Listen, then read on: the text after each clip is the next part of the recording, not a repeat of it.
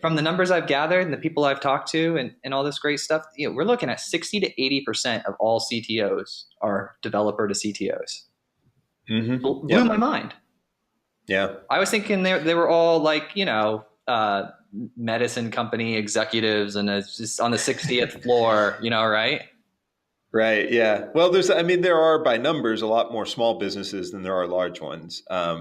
But I find that true as well, Joel. I've been in a couple different CTO sort of meetup groups here in Chicago, and at both of them, most of us are pretty new to the whole management thing and the whole, executive level thing. And we're all just like figuring out how it is to make that transition away from being just a hands-on developer.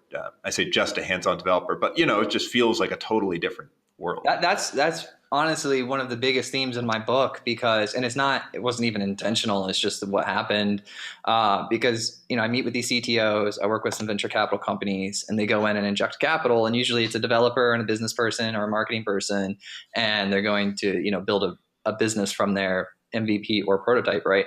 And the hardest thing for the developer to do is to become the CTO because they'll wear the label, Yeah. oh, I'm a CTO.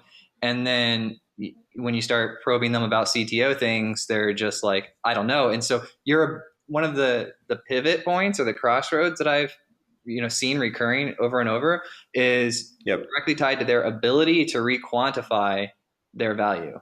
So Yeah. Totally.